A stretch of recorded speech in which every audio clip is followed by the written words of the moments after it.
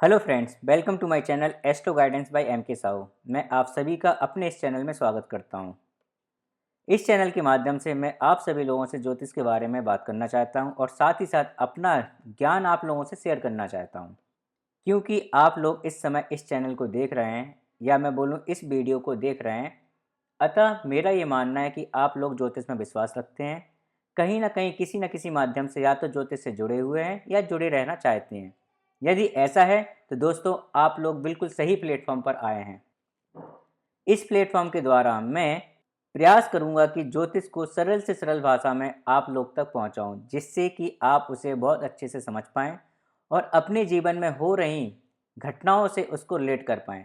आप ये जान पाएं कि ये घटनाएं आपके साथ क्यों हो रही हैं, इसका रिजल्ट जो भी आ रहा है क्या उसको और बेहतर बनाया जा सकता है, और अगर बनाया जा सकता है तो वो कौन कौन से कार्य या इवेंट है जिन्हें हमें करना पड़ेगा जिससे कि रिजल्ट हमारे फेवर में आ जाए।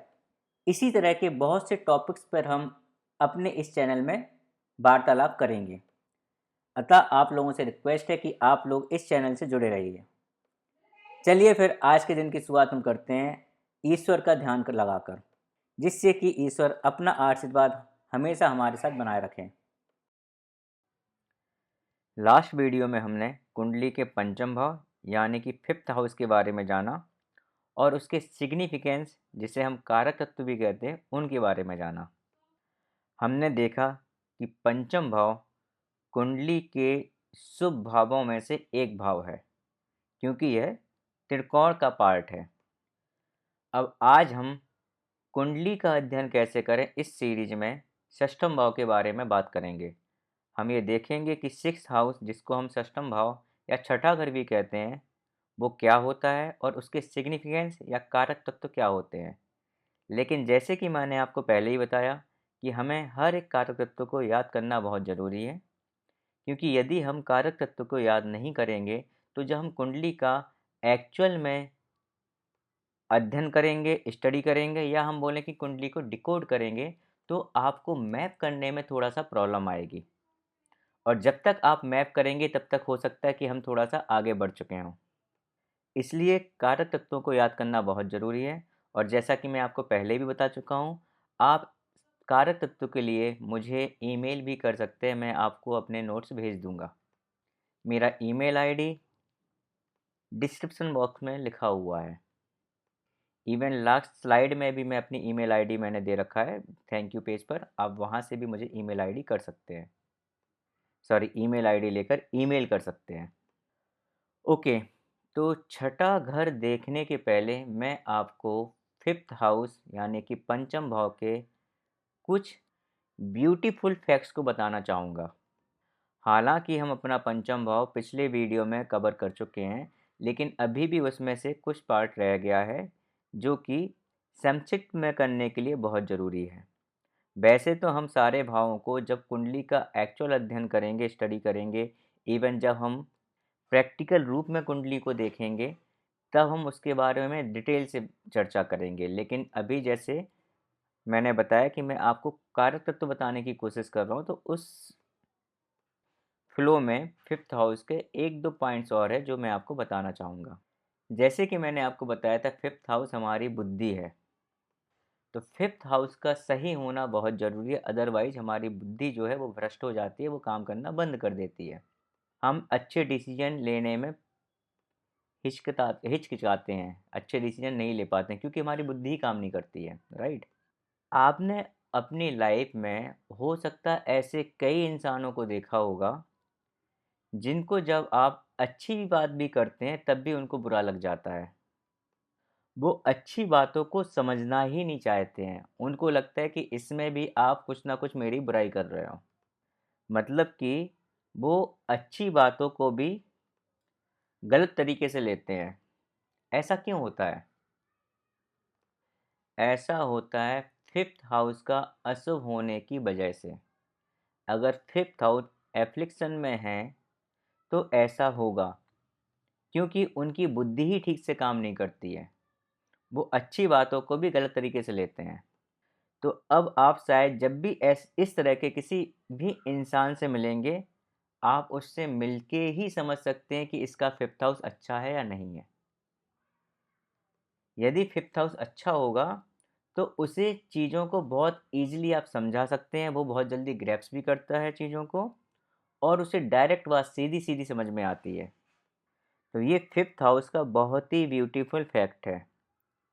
इसके साथ-साथ मैं आपको एक बात और कहना चाहूँगा कि यदि किसी इंसान का फिफ्थ हाउस गड़बड़ है, वो खराब है या वो एफ्लिक्शन में है, तो उसको सही करना बहुत ही ज़रूरी है।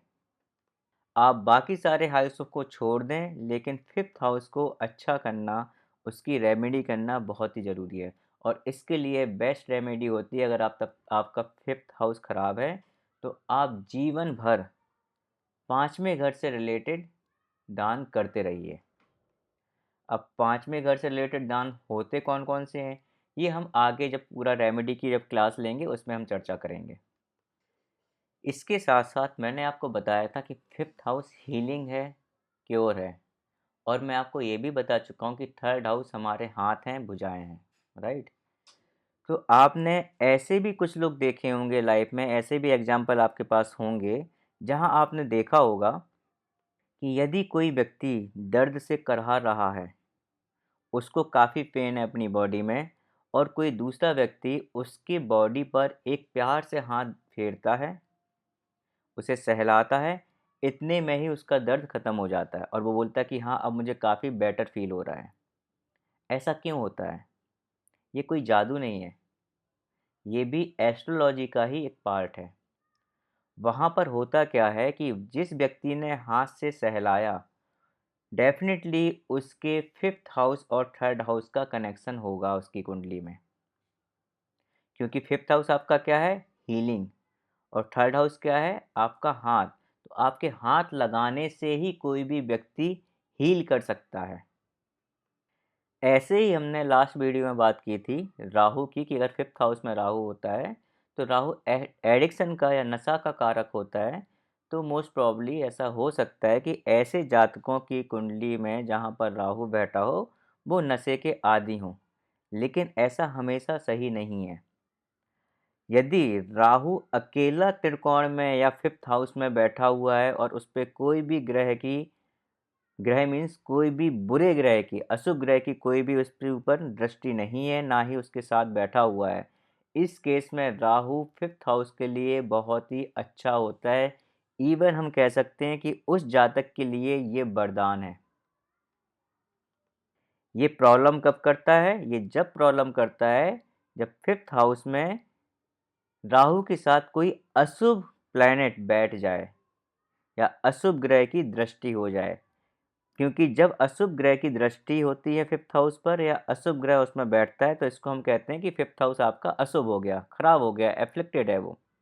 और जब इस एफ्लिक्शन में राहु भी इंक्लूड हो जाता है, तो इस केस में नशे की आदत लगना बहुत ही ज़्यादा स्वाभाविक है। क्योंकि यहाँ पर राहु नेगेटिवली काम करता है और राहु क्योंकि नशा है, राहु भ्रम भी है, तो ये बुद्धि के ऊपर एक भ्रम, एक मायाजाल हमेशा रखता है, जिससे कि आपकी बुद्धि कभी काम करती ही नहीं है। तो यदि आपके पास कोई भी व्यक्ति आता है जो ये बोलता है कि मेरी ये संतान है जो कि दिन और रात नशे में रहती है, तो इसके लिए आपको बहुत ज़रूरी है कि आप बाकी सब कुछ छोड़ के उसका फिफ्थ हाउस देखिए। इवन मैं कहूँगा कि उस बच्चे की कुंडली देखने से पहले आप उसके फादर की कुंडली में फिफ्थ हाउस देखिए, क्योंकि फिफ्थ हाउस प्रथम संतान है। तो डेफ़िनेटली यदि हम बोल रहे हैं कि बच्चा जो है एडिक्टेड है, इस केस में 90 टू 95% चांसेस हैं कि फादर भी एडिक्टेड होगा, किसी ना किसी ड्रग का शिकार होगा। तो ड्रग एडिक्शन जो है, यदि राहु के साथ शनि, राहु के साथ मंगल फिफ्थ हाउस में आकर बैठ गया, तो काफ़ी चांस होते हैं कि वो ड्रग एडिक्टेड होगा। और इस कदर का होगा कि हो सकता है उसे रिहैब सेंटर, जिसको हम बोलते हैं कि नशा मुक्ति केंद्र में भी जाना पड़ सकता है। तो इस तरह से आप देख सकते हैं कि फिफ्थ हाउस या पंचम भाव आपकी कुंडली में कितना महत्वपूर्ण होता है। और यदि पंचम भाव खराब है, इसका मतलब कि आपकी बुद्धि खराब होने के चांस बहुत ज़्यादा हैं, इसलिए पंचम भाव का उपाय करना बहुत ही ज़रूरी होता है। ओके, अब हम स्टार्ट करते हैं अपना आज का टॉपिक षष्ठम भाव, जिसको हम सिक्स हाउस भी कहते हैं या छठा घर भी कहते हैं। ज्योतिष में छठा घर बहुत ही खराब या अशुभ घर माना जाता है और किसी भी जातक या मनुष्य को जो भी प्रॉब्लम्स होती हैं उसका 90 टू 90%, 90 टू 95% जो चांस होता है वो छठे घर के कारण ही होता है। छठा घर आपके जीवन में आने वाली सारे दुख विपदाओं का कारण होता है। ऐसा क्यों होता है? वो होते हैं छठे घर के सिग्निफिकेंस के कारण, छठे घर के जो कारक तत्व हैं। ऋषि पराशर जी ने छठे घर को षठ रिपु का कारक माना गया है। षठ रिपु मतलब क्या? 6 प्रकार के शत्रु जो किसी भी मानव के लिए बहुत ही घातक होते हैं, क्योंकि यदि ये शत्रु या ये हैबिट्स किसी भी मनुष्य के अंदर है तो उसमें इसके साथ साथ और भी कई बुराइयां हो सकती हैं। इसलिए छठे घर को सबसे खराब माना जाता है।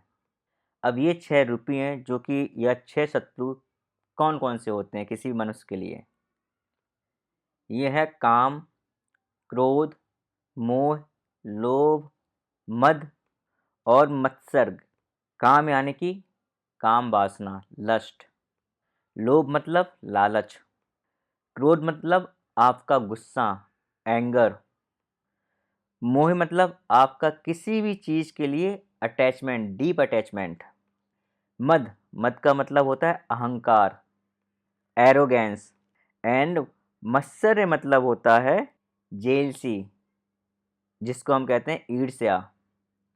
तो यदि किसी व्यक्ति में इनमें से कोई भी एक गुण है तो मोस्ट प्रॉब्ली चांस होते हैं कि इसके साथ साथ उसमें और भी अवगुण आ जाएंगे।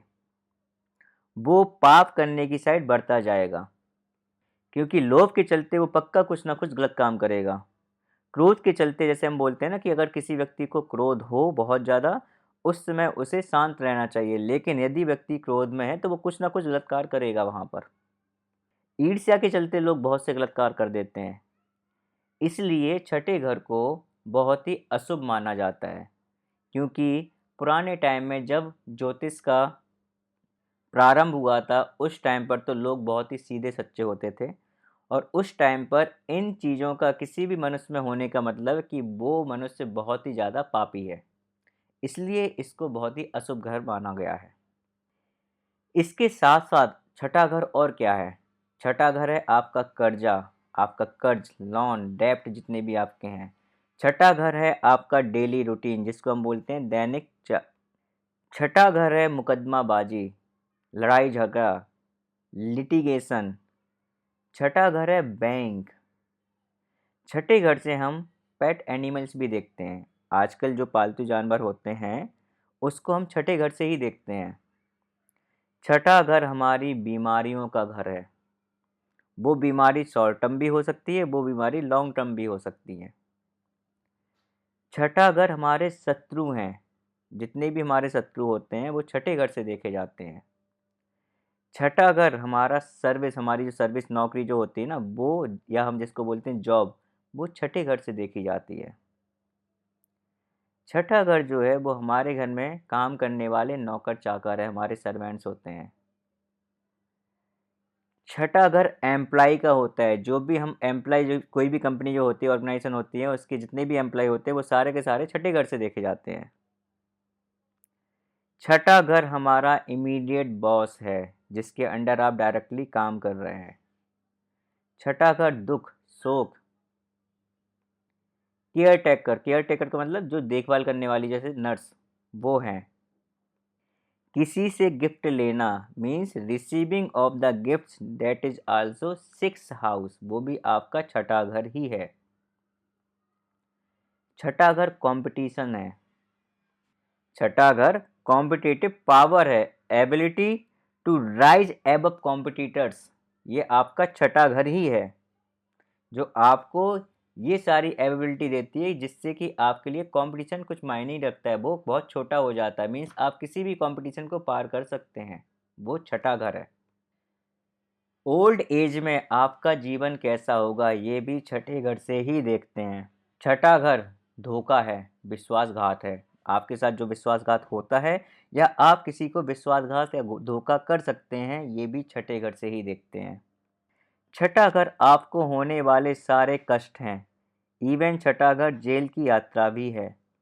आपका यदि कोई अपमान हुआ है, वो भी छठे घर से देखते हैं। इट मीन्स छठा घर जो है षष्ठम भाव जो है वो आपका अपयश भी है। मीन्स आपको बेइज्जती का सामना करना पड़ सकता है इसके चलते।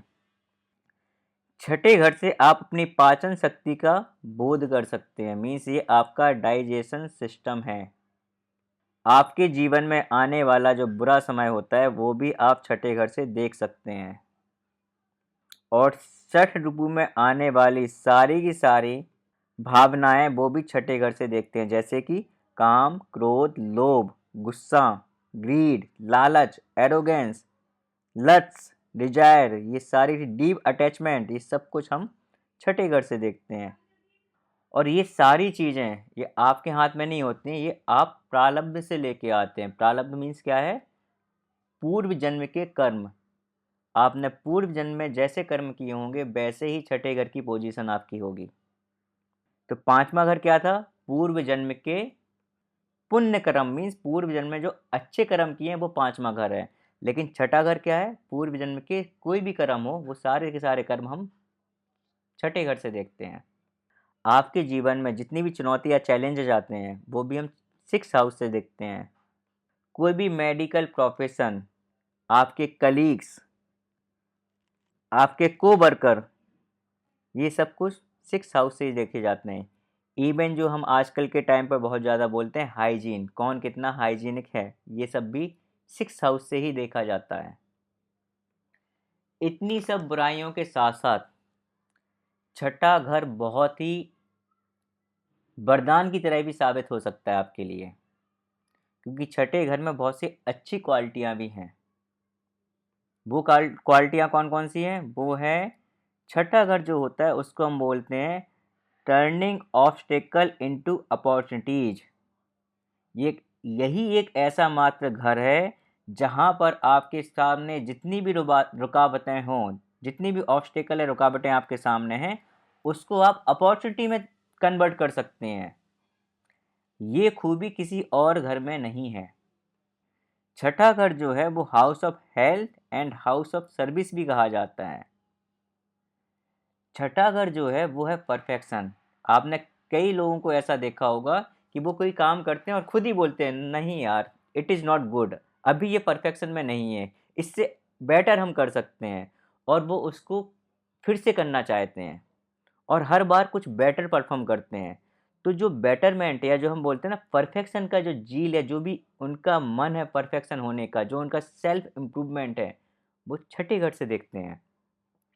अगर आपका छठा घर आपके अनुकूल हुआ तो आप स्वयं से अपने अंदर सेल्फ इम्प्रूवमेंट करेंगे। आप हमेशा परफेक्शन की साइड जाएंगे। आप किसी भी काम को जस्ट ओके या टाला बटोरी करके नहीं करना चाहेंगे। ये कौन करता है? छठा घर करता है। तो बुराइयां होने के साथ साथ छठा घर में काफ़ी अच्छाइयाँ भी हैं। और एक बात मैं आपको बताना चाहूँगा एक बार, कि ज्योतिष में चाहे वो ग्रह हो या कोई भी घर हो, वो एक सिक्के के दो पहलुओं की तरह होते हैं। कि एक सिक्के जैसे दो पहलू होते हैं उसी की तरह होते हैं, जिसमें अच्छाई और बुराई दोनों ही छुपी होती हैं। अब वो हमारे ऊपर निर्भर करता है कि हम उसमें से अच्छाई को चुनते हैं या बुराई को चुनते हैं। जो उसमें ग्रह बैठे हुए हैं वो हमें अच्छाई का रिजल्ट देते हैं उसकी, या बुराई का रिजल्ट देते हैं। राइट? तो इसी प्रकार से छठा घर भी बहुत अच्छा भी हो सकता है, खराब भी हो सकता है मोस्ट ऑफ द केस में। लेकिन जितनी भी आपके सामने जो चुनौतियाँ, जो कठिनाइयाँ, जो भी विपत्तियाँ आती हैं, जो भी दुख होता है, वो छठे घर के कारण होता है। छठे घर से आप सौतेली माँ को भी देखते हैं। इसके अलावा छठा घर आपके मामा और मौसी भी हैं। कैसे, ये थोड़ा सा हम हल्का सा इसके बारे में बात करना चाहूँगा मैं आपसे, कि हमने यहाँ पे मामा मौसी का घर क्यों छठा घर बोला। जैसा कि आप जानते हैं फर्स्ट हाउस जो होता है वो आपका स्वयं का घर होता है। मतलब फर्स्ट हाउस मतलब आप स्वयं। और फर्स्ट हाउस से तीसरा जो घर होता है पहले घर से, वो आपके सिबलिंग्स या आपके छोटे भाई बहन होते हैं, राइट। तो पहले घर से तीसरा घर मतलब आपके सिबलिंग्स। इसी तरह से चौथा घर कौन सा होता है? आपकी माँ का घर होता है। तो आपके माँ के घर से मीन्स चौथे घर से तीसरा घर कौन सा होगा? 1 2 3, छठा घर। तो चौथे घर से तीसरा घर जो कि छठा घर है वो आपकी माँ के सिबलिंग्स मीन्स आपके मामा और मासी, राइट। अब शायद आप इस रिलेशन को कभी नहीं भूलेंगे जिस तरह से मैंने आपको बताया है। जो छठा घर जो है वो आपके मामा और मासी को भी रिप्रेजेंट करता है। छठा घर जितने भी कॉन्फ्लिक्ट आपके साथ होते हैं वो छठा घर है। मीन्स सारे कॉन्फ्लिक्ट्स की जो जड़ है वो छठवें घर की वजह से है, 6th हाउस की वजह से आपके साथ हो रही हैं। तो 6th हाउस कॉन्फ्लिक्ट्स भी है। अब हम बात करते हैं छठे घर से देखे जाने वाले संबंध जिनको हम कहते हैं रिलेशंस, शारीरिक अंग और बीमारियां प्लस प्रोफेशंस कि हम छठे घर से कौन कौन से प्रोफेशंस को देख सकते हैं। जैसे कि मैंने आपको बताया कि छठा घर आपके मामा मौसी और सौतेली माँ हैं।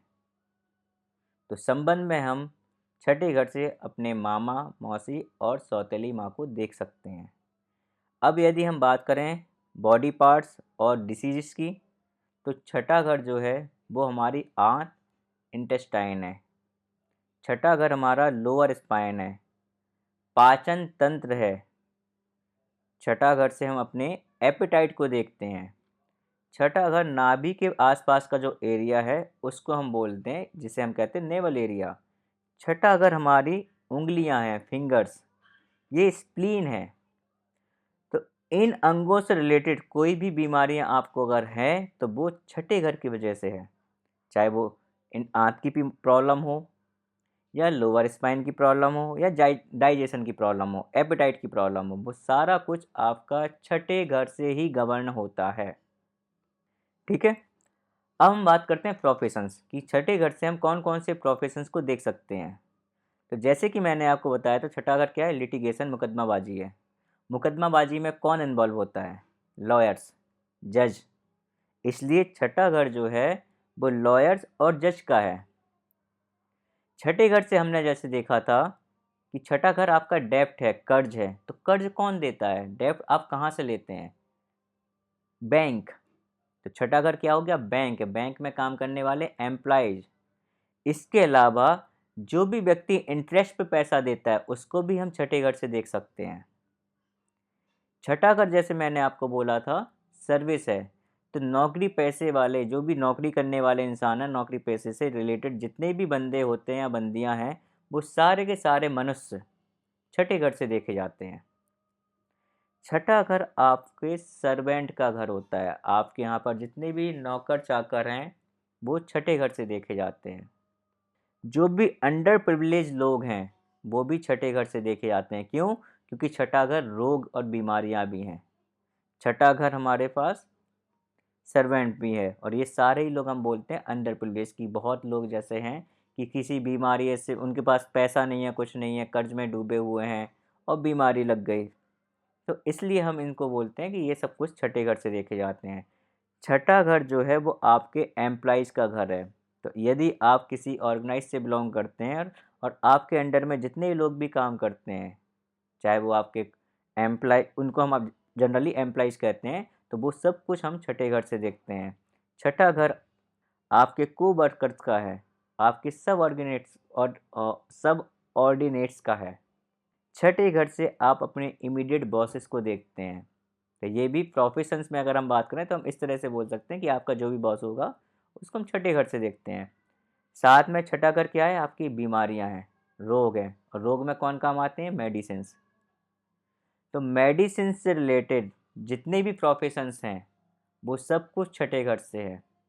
जैसे कि चाहे वो एमआर हो या केमिस्ट हो, राइट, मेडिकल का कोई प्रोफेशन हो, मेडिकल से रिलेटेड जो भी हमारे पास इक्विपमेंट होते हैं उनसे रिलेटेड अगर कोई काम कर रहा है वो भी छठे घर से हम देखते हैं उनको भी।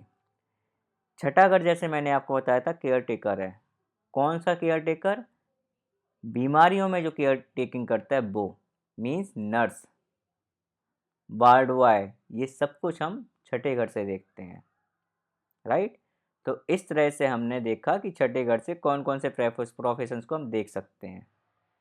तो यहाँ पर मैंने मैक्सिमम कारक तत्वों को कवर करने की कोशिश की है। इसके अलावा छठा घर और भी बहुत कुछ है, मीन्स और भी बहुत कुछ होने का मतलब है कि हम कैसे प्रिडिक्शन करेंगे वो हम डिटेल में देखेंगे जब हम कुंडली को प्रैक्टिकली अध्ययन करेंगे। अच्छा, अब हम थोड़ा सा ये देख लेते हैं कि छठे घर के इतने सारे जो कारक तत्व हैं उनको हम अप्लाई कैसे करें, राइट। अच्छा, उसके पहले मैं आपको छठे घर की एक बहुत ही ब्यूटीफुल चीज़ को बताना चाहूँगा, जो कि अभी जो मैंने बोला कि छठे घर के जो कारक तत्व हैं हम कैसे यूज करें, उससे रिलेटेड ही है। तो जैसे मैंने आपको बताया था, छठा छठा घर जो है, सिक्स्थ हाउस जो है, वो आपके शत्रु का घर है, मीन्स आपका शत्रु रिप्रेजेंट करता है। तो ये एक ऐसा भाव है, एक ऐसा घर है जो ब्यूटीफुली, बहुत ही ब्यूटीफुली आपको आपके शत्रुओं के बारे में बताता है। ये बताता है कि आपका कोई भी शत्रु है वो किस कारण से आपका शत्रु है, ये वो कारण आपको बता सकता है। जैसे छठे घर का रिलेशन अगर सेकंड हाउस से हो जाए, सिक्स हाउस का रिलेशन अगर सेकंड हाउस से हो जाए, तो सेकंड हाउस क्या है, आपकी वेल्थ। तो आपका जो शत्रु है वो आपकी वेल्थ वेल्थ जो आपके पास है, धन दौलत जो आपके पास है, उसकी वजह से आपका शत्रु है वो, इस वजह से वो आपसे ईर्ष्या करता है। इसी प्रकार से यदि सिक्स हाउस का रिलेशन फोर्थ हाउस से हो जाए, तो फोर्थ हाउस क्या है, आपकी प्रॉपर्टीज, आपके पास जितने भी व्हीकल्स हैं, वाहन हैं, गाड़ी घोड़े हैं, वो है। तो जो आपका शत्रु है वो हो सकता है कि आपकी प्रॉपर्टीज और आपके वाहन के चक्कर में आपका शत्रु हो, वो आपसे ईर्ष्या करता हो इस चक्कर में, राइट। अगर फिफ्थ हाउस से रिलेशन हो जाए तो आपकी संतान आपके शत्रु का कारण हो सकती है, कि कोई इंसान ऐसा हो जो आपकी संतान से जेलस करता हो, वो उसको हानि पहुंचाना चाहता हो, इसलिए वो आपका शत्रु हो। ठीक इसी प्रकार से अगर सिक्स हाउस का रिलेशन टेंथ हाउस से हो जाए, तो आपका स्टेटस, आपका कैरियर, आपका प्रोफेशन, वो आपके शत्रु का कारण हो सकता है। अब हम बात करते हैं कि सिक्स हाउस का हम रिलेशन जो भी किसी हाउस के साथ होता है, तो उसके कारकत्व को हम कैसे डिकोड करें, हम कैसे उनको यूज में लेके आएँ। तो यदि सिक्स हाउस का रिलेशन फर्स्ट हाउस से हो जाए, तो हम क्या कह सकते हैं, फर्स्ट हाउस क्या है, आप स्वयं हो, फिफ्थ हाउस और सिक्स हाउस क्या है, रोग।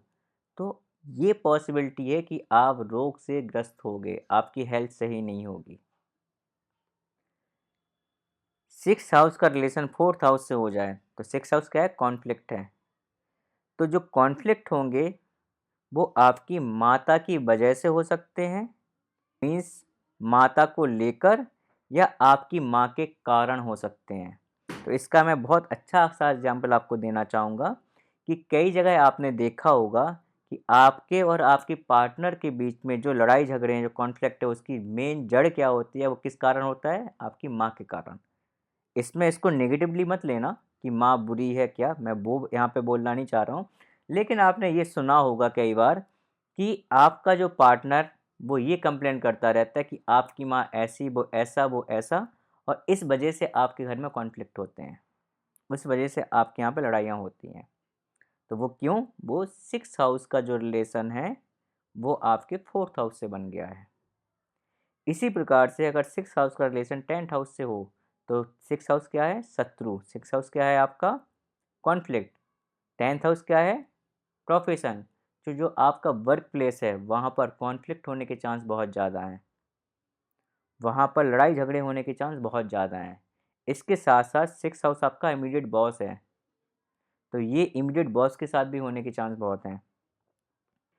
इस सिक्स हाउस का रिलेशन सेवन्थ हाउस से हो जाए अगर, तो आपके पार्टनर के साथ कॉन्फ्लिक्ट हो सकते हैं, लड़ाई झगड़े हो सकते हैं, मुकदमाबाजी भी हो सकती है। ये पार्टनर दोनों में से कुछ भी हो सकता है, लाइफ पार्टनर भी हो सकता है, बिजनेस पार्टनर भी हो सकता है, राइट।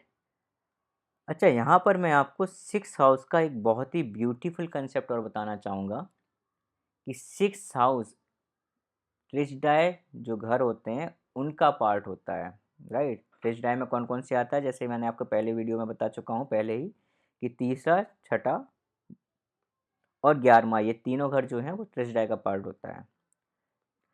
तो छठे घर की एक विशेषता होती है कि छठे घर में यदि कोई भी अशुभ ग्रह होता है, यदि छठे घर में कोई भी अशुभ ग्रह होता है तो ऋषि पराशर जी के अनुसार वो उस ग्रह की सबसे अच्छी पोजीशन मानी जाती है।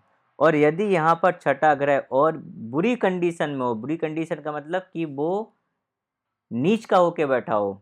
अब नीच और ऊंच क्या होते हैं ये भी हमने आपसे अभी तक डिस्कस नहीं किया, हम आगे जाके डिस्कस करेंगे। अभी बस आप थोड़ा सा ये नोट कर लीजिए कि अगर कोई भी ग्रह अपनी नीच राशि में बैठा हुआ है छठे घर में, तो यहाँ पर वो आपके लिए वरदान साबित होगा। क्यों? क्योंकि जैसे हम बोलते हैं कि छठा घर क्या होता है, वो आपकी सॉरी छठा घर नहीं, मैं गलत बोल गया। जैसे कि मैंने आपको बताया था अशुभ ग्रह क्या होते हैं, जब वो किसी घर में बैठते हैं तो आपके लिए उस ग्रह से रिलेटेड जितनी भी प्रॉब्लम्स हैं वो उन प्रॉब्लम्स को बढ़ाते हैं। वो आपके लिए उस हाउस के कारक तत्व को डिफिकल्ट बनाते हैं। तो यहाँ पर कौन है आपका शत्रु।